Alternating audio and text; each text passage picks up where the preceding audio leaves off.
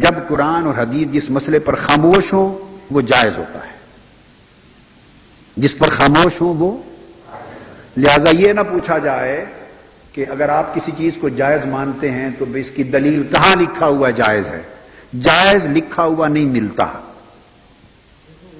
کیا؟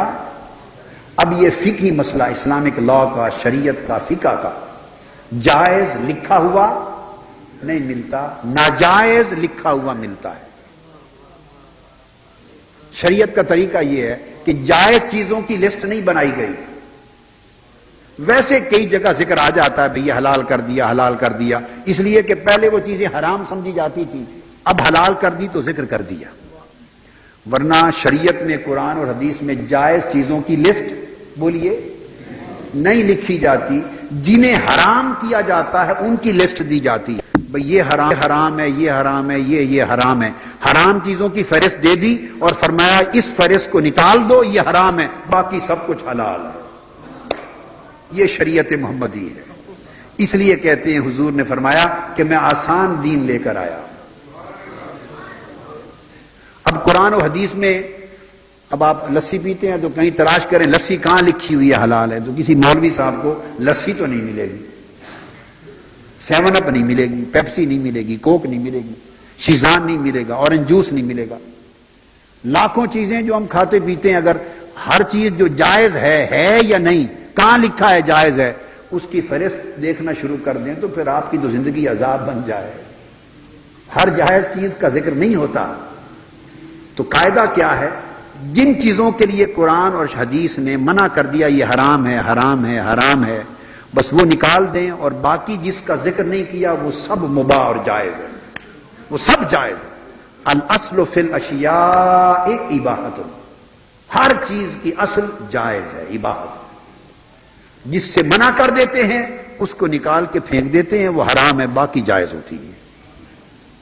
اس بات کی سمجھ آ گئی؟ اس اصول کے تحت لوگ کہتے ہیں اب یہ کام کرتے ہیں، اب میلاد پاک کی خوشی مناتے ہیں، کہاں لکھا ہے جائز ہے؟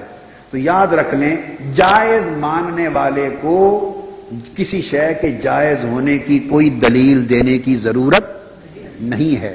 دلیل اس سے پوچھی جاتی ہے جو کہے کہ یہ چیز ناجائز ہے یا حرام ہے۔ جو حرام اور ناجائز کہے اس سے دلیل پوچھتے ہیں کہاں لکھا ہے ناجائز ہے۔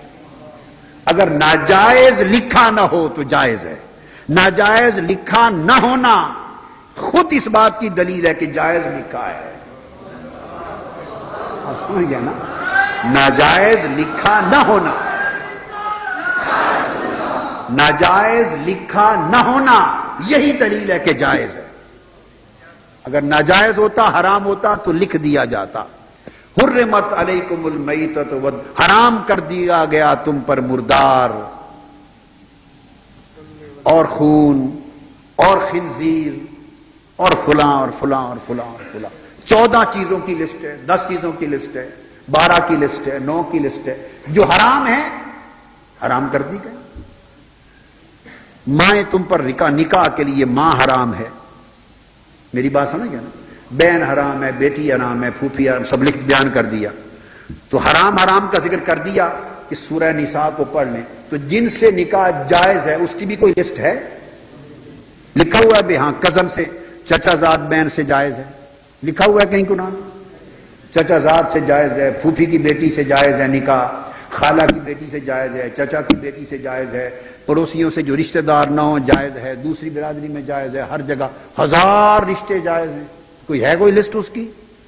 بھئی یہ جگہ نکاح کرنا جائز ہے، کوئی ہے لسٹ؟ نہیں۔ کیا کہا؟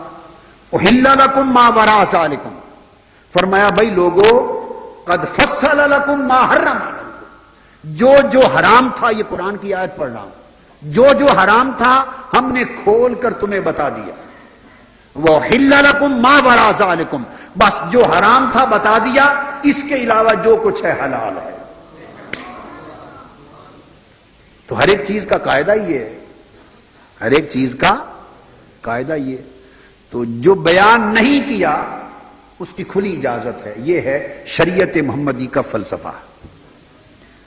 اب اس لیے سمجھ میں آتی ہے نا کہ بات کہ حضور کی شریعت ہر دور میں قابل عمل ہے کہ نہیں؟ اس لیے کہ ممنوع چیزوں کی لسٹ کم ہے اور جس کو منع نہیں کیا وہ باقی سب کچھ جائز اور مباح ہے. اس لیے ہر دور میں اسلام قابل عمل ہے. ہر دور میں اسلام قابل عمل ہے.